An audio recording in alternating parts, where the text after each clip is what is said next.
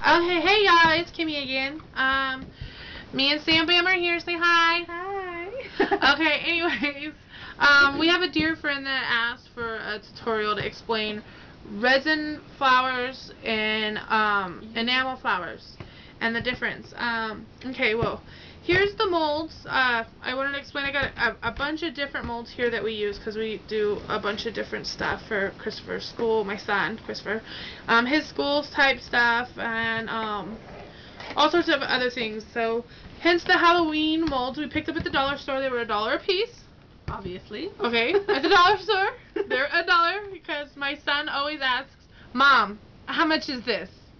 I'm like, "Baby, we're in the dollar store. Everything's $1." Okay. But anyways, so I had to explain that to you guys really quick. Okay. So, we were doing treat bags for the kids this year, so we were making keychains out of pumpkins and skulls for the Halloween treat bags for the kids. So, we picked up some silicone molds for the treat bags to make keychains. We got pumpkins and skulls. We thought that was cute. You know, he's a little boy, and for little girls, they can have pumpkins. And then we have this. And I figured, you know, how cute is it when you do like a charm bracelet or something, or a mini album keychain, where you could take a picture and put it on the back of a resin mold, like a clear resin, and then put your picture on the back, and it sort of looks like glass over a picture. And I thought, well, I really wanted to have something like that. And so here is an example of one of those. This comes from the resin. This is not the utee, the ultra thick embossing enamel. This is resin, and I'll explain the difference between utee and resin to you here in a second. This is a piece of broken china in there, and I just poured resin over the top of it. I added some blue glitter in there so it flakes up, and I added some diamond dust glitter so it kind of, it's really cool looking. So anyways, We use the magicals, the blue magicals. Yeah, the blue magicals from Lindy's Stamp Gang. And okay, so this is what came out of that. Right there, that's a resin little cube. It was our first try at using resin, and it's pretty hard, pretty durable. You know, you can throw it around and nothing's gonna happen to it. And if you scratch it, it's really weird. If you scratch it, it just closes right back up. Okay, it's almost like your cutting mat, you know, self-healing cutting mat.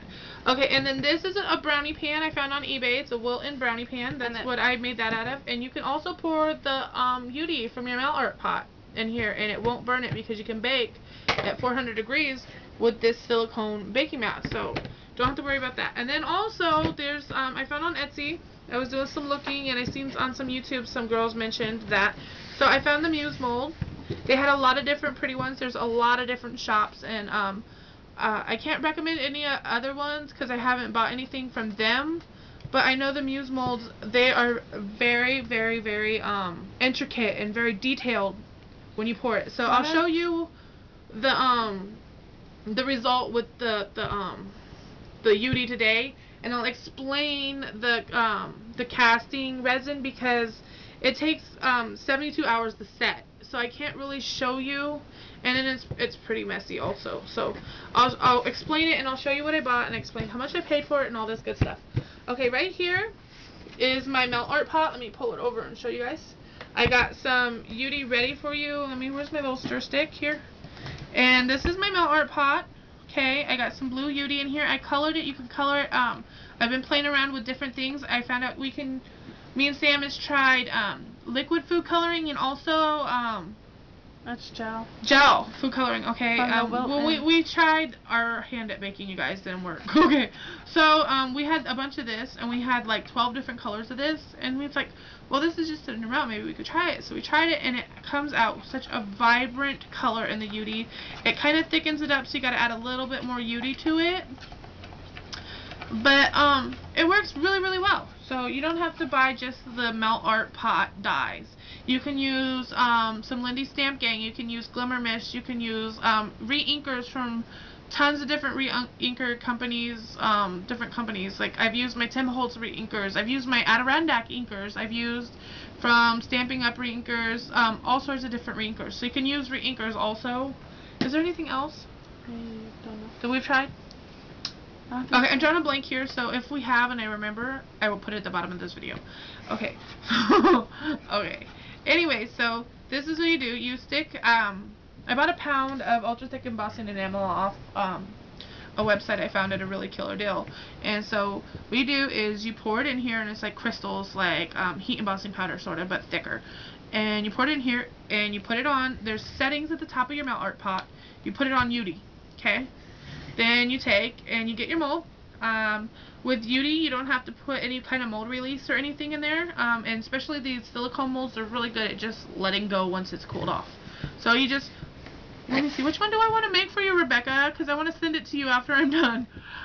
There's the cabbage rose. Okay, how about, I think we have enough to do 2. I'm going to try the cabbage rose and then the regular rose for you, honey bear. Okay?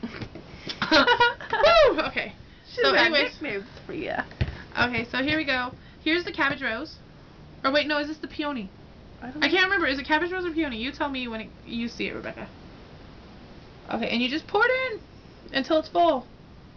And then once it's full, you just kind of tilt up and you let go. And it takes about 5 minutes to sit up and cool off.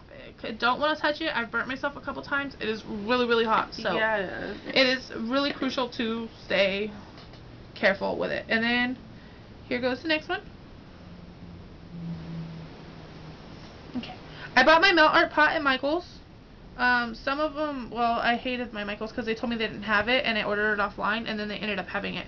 It does drip. I don't have a, it'd be really good to have like a heat safe mat underneath this. I don't have one. I ruined mine before the move. So, yeah. Hence, plastic crappy table gets beat up. That's why I like my table, because it's plastic, it's crappy, and I can buy a new one when I totally completely destroy this one. And I think, and it flakes right off also, so there we go. I think I got it. So anyways, yeah, there we go. Cleans up really, really easy. And then you just switch it off when you're done and put it aside. Let it cool. When you use your melt art pot, let it cool completely, and then it'll flake as easy as it did off my table right here. Okay, and then the really cool thing about this is if you don't use it all, especially if you're using primaries, you can mix different colors if you want to do something different.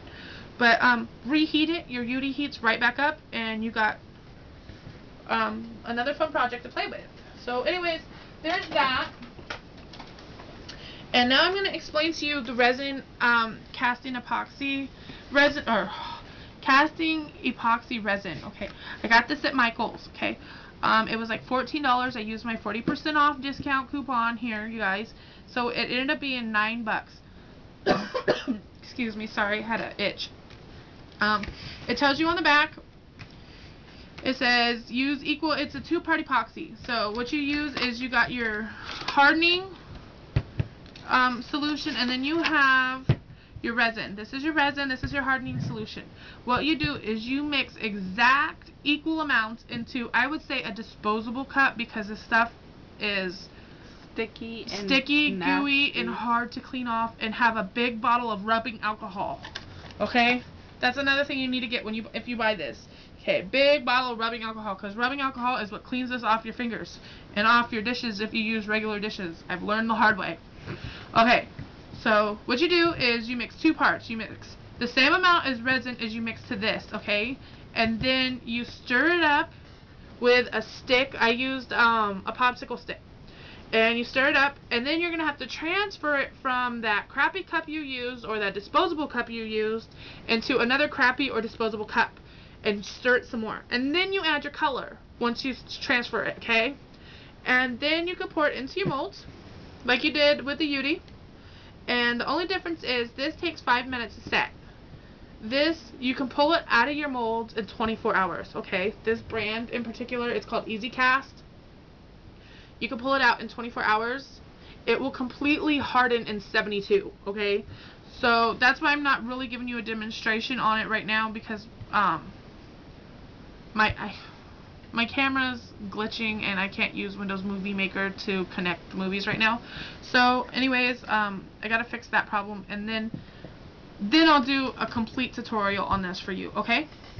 So that explains this. You just mix and mix, stir, pour, wait. And I like the instant gratification of the utee. Let me see, is it, oh no, it's still a little soft right there. Let me see this one yet. Let me see if I can, I think I can pull this one out the mold, because it's cooled off enough. And so anyways, once you get the utee poured, since we've already discussed the resin, Okay, once you get the UD poured, this works the same way as the resin. Once the resin is harder enough to pull the mold apart from your resin or your UD, I think it's like Cocoa Bond or something like that. I don't know. But anyways, your flour. Once you get it formed and hardened to where you can pull it from your flour, you just take and you take your thumbs, put at the center of the bottom, push up, and then it kind of just falls out. And then that's your end result. I'll be like blue, Rebecca, because you're going to get this. Okay? And then, so that is, I think it's a cabbage rose or a peony. I don't know. And then here's the rose. Let me see if I can get it out. This one is really detailed and the mold is really deep. So, and then there's the rose, sweetheart.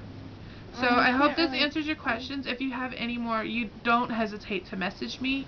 You know I will always answer questions for you, okay, sweetie pie?